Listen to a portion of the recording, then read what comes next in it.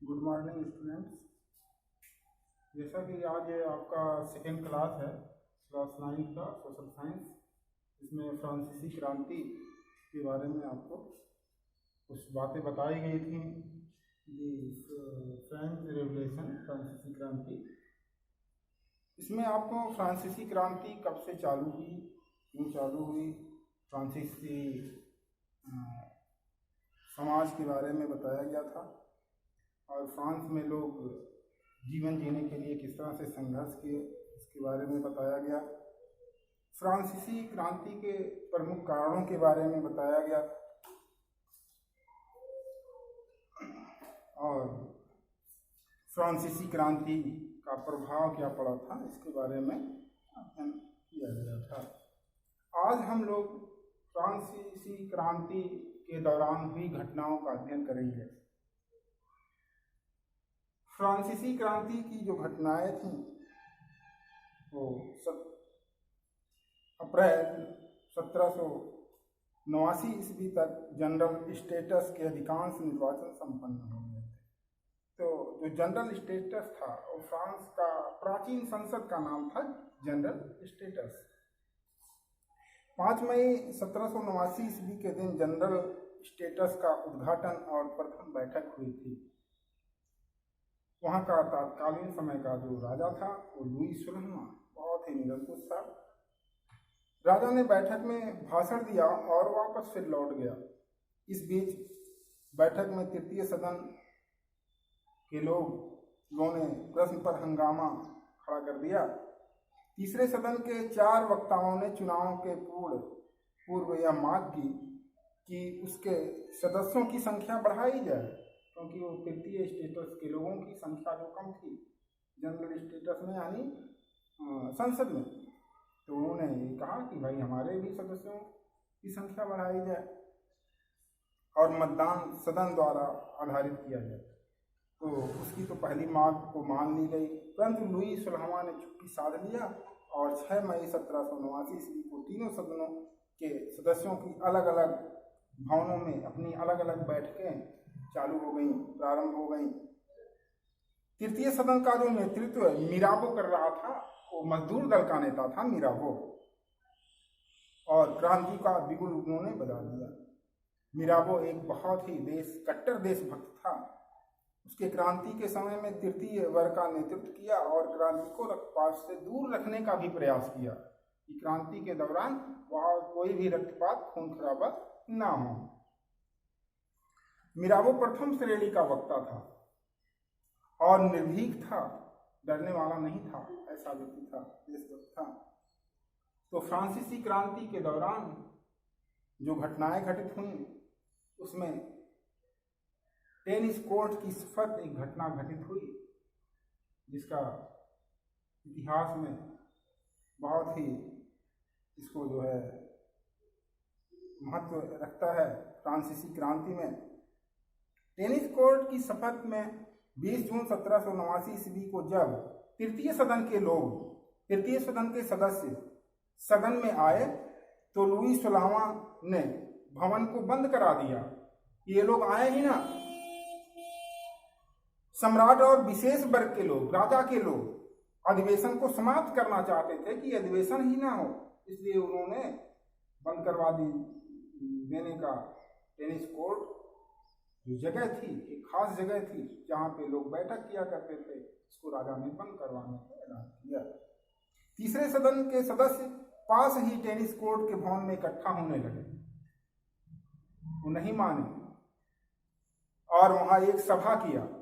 तृतीय वर्ग के लोग, जिन्होंने राष्ट्रीय सभा घोषित कर दिया अपने आप को कि मेरा सभा जो हो रहा है वो राष्ट्रीय सभा है, जिसमें उन्होंने संविधान बनाने की मांग की तैयारी कर दी कि हम लोग संविधान बनाकर ही वापस जाएंगे यहाँ से। मिराबो की मजदूर दल का जो नेता था मिराबो, उसकी अध्यक्षता में तृतीय वर्ग के लोग एक शपथ लिया, जिसमें मिराबो ने कहा कि हम यहाँ से उस समय तक नहीं हटेंगे जब तक हम देश के लिए संविधान का निर्माण कर नहीं लेंगे, भले ही हमारे विरुद्ध क्यों ना संगीनों से काम लिया जाए। यानी हम उस समय तक नहीं हटेंगे जब तक अपने देश के लिए मैं कानून नहीं बना लूंगा, चाहे भले ही सेना के द्वारा हमारा दमन ही ना क्यों करवा दे राजा, लेकिन हम हटेंगे नहीं, हम अपने देश के लिए कानून बना करके ही हटेंगे। तो इस घटना में टेनिस कोर्ट की शपथ से जाना जाता है। टेनिस कोर्ट की शपथ में जो साधारण वर्ग के लोग इकट्ठा हुए और अपने देश के लिए संविधान बनाने की बात के ऊपर शपथ लिया, कसम खाया कि मैं अपने देश के लिए संविधान बना करके यहाँ से हटूंगा। तो ऐसी घटना को फ्रांस की क्रांति में टेनिस कोर्ट की शपथ के नाम से जाना जाता है।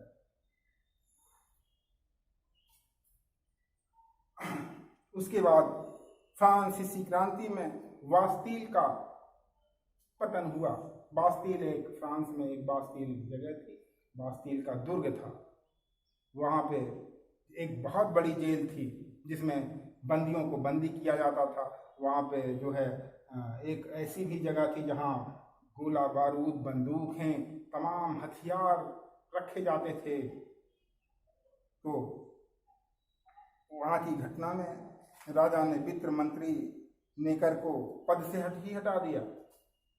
इससे पेरिस में अफवाह फैल गई कि राजा विदेशी सेना की सहायता से फ्रांस के देशभक्तों की और क्रांतिकारियों की कत्ल कराने की योजना बना रहा है। इस पर पेरिस की जनता बहुत ही आक्रामक हो गई, उत्तेजित हो गई और वह तोड़ फोड़ करने लगी। 12 जुलाई 1789 ईस्वी को पेरिस में हो रहे बहुत सारे उपद्रवों की सूचना पाकर के बहुत से सशस्त्र लुटेरे भी नगर में आ गए और उन्होंने सर्वप्रथम लूटपाट की, फोड़फाड़ की, आतंक फैलाना प्रारंभ कर दिया। 14 जुलाई 1789 को क्रांतिकारियों की एक भीड़ आ गई और भीड़ ने बास्टील के दुर्ग पर ही हमला बोल दिया और दुर्ग रक्षक बेलोन की हत्या करके बहुत सारे जो कैदी वहाँ थे उनको जो बंदी थे उनको छुड़ा दिया, रिहा करवा दिया और वहाँ पे जो बास्टील के दुर्ग में जो हथियार रखे गए थे उसको लूट लिया, हमला बोल दिया। और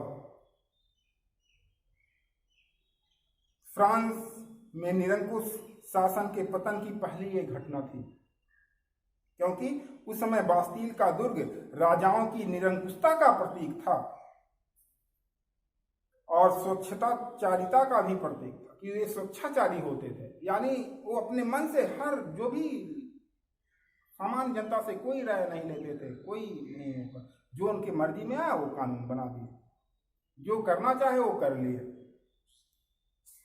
तो इस तरह से एक घटना घटी कि बास्टील के जेल को, दुर्ग को लूट लिया गया क्रांतिकारियों के द्वारा। तो इस घटना को बास्टील का पतन के नाम से फ्रांसीसी क्रांति में नाम दिया जाता है। इसलिए 14 जुलाई का दिन फ्रांस में प्रतिवर्ष राष्ट्रीय पर्व के रूप में मनाया जाता है। जैसे हमारे यहाँ 15 अगस्त, 26 जनवरी राष्ट्रीय पर्व के रूप में हम लोग मनाते हैं 2 अक्टूबर, उसी तरह फ्रांस में 14 जुलाई का दिन जो है राष्ट्रीय पर्व का दिन माना गया है।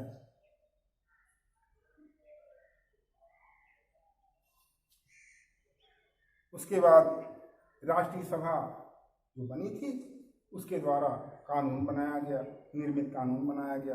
तो राष्ट्रीय सभा ने 3 दिन मजदूरी करने के बाद 25 वर्ष से ज़्यादा जो आयु वाले पुरुष थे उनको कर चुकाने के बाद सक्रिय नागरिक बना दिया गया और उन्हें ही वोट देने का अधिकार दिया गया। से सभी व्यक्तियों को निष्क्रिय माना। संविधान की शुरुआत जो हुई वो पुरुष नागरिक के अधिकार घोषणा पत्र के साथ हुई। इस घोषणा पत्र में जीवन के अधिकार, अपनी बात कहने का अधिकार, बराबरी का अधिकार, ऊंच नीच की भेदभावना को दूर करना, नैसर्गिक तथा आवश्यक अधिकार बताए गए। साथ में यह भी घोषणा की गई कि राज्य का यह कर्तव्य होगा कि वह प्रत्येक नागरिकों के अधिकारों की रक्षा करे। तो इस तरह से आज का जो आपका चैप्टर था यहीं पे एंड होता है। Thank you.